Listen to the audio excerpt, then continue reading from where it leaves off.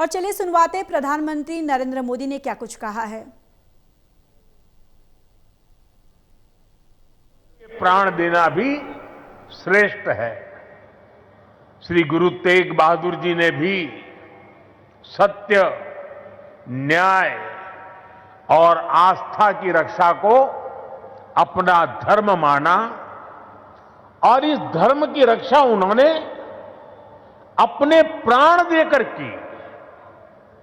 इस ऐतिहासिक अवसर पर भारत सरकार ने श्री गुरु तेग बहादुर जी के चरणों में एक स्मृति डाक टिकट और विशेष सिक्का भी समर्पित करने का सौभाग्य पाया है। मेरा कामना है हमारी सरकार गुरु परंपरा की इसी तरह निरंतर सेवा करती रहे। साथियों, कुरुक्षेत्र की यह पवित्र भूमि सिख परंपरा का एक महत्वपूर्ण केंद्र है।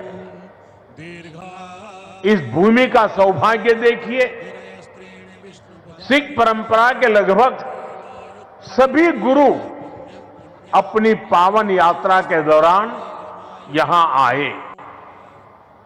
जब 9वीं पातशाही श्री गुरु तेग बहादुर जी इस पवित्र भूमि पर पधारे तो उन्होंने यहां अपने गहन तप और निर्भीक साहस की छाप छोड़ी थी।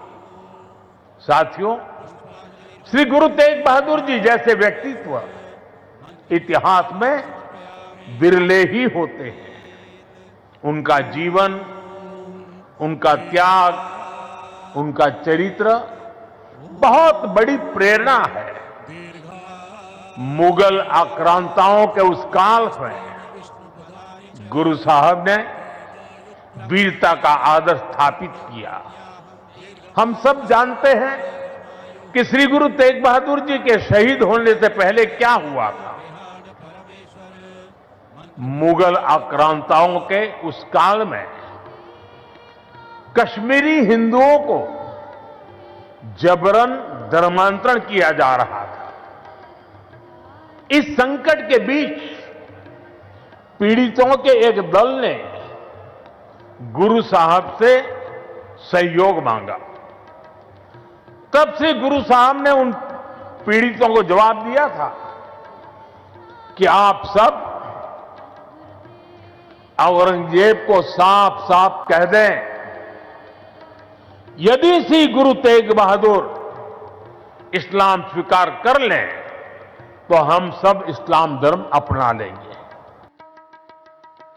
युग पुरुषों का त्याग और समर्पण समाहित है और इसी त्याग के कारण श्री गुरु तेग बहादुर साहब को हिंद दी चादर कहकर पूजा जाता है।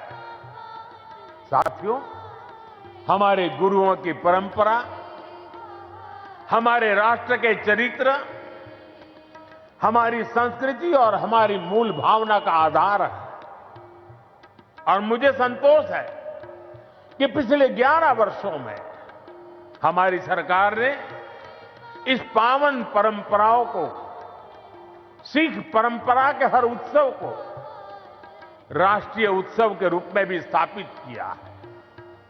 हमारी सरकार को श्री गुरु नानक देव जी के 550वें प्रकाश पर्व पर, श्री गुरु तेग बहादुर साहब जी के 400वें प्रकाश पर्व और श्री गुरु गोविंद सिंह जी के 350वें प्रकाश पर्व को भारत की एकता और अखंडता के उत्सव के रूप में मनाने का अवसर मिला। पूरे भारत के लोग अपने मत, परंपरा और मान्यताओं से आगे बढ़कर इन योजनाओं में सम्मिलित हुए हैं। साथियों, हमारी सरकार को गुरुओं से जुड़े पवित्र स्थलों को भव्यतम और दिव्यतम रूप देने का सौभाग्य भी मिला है।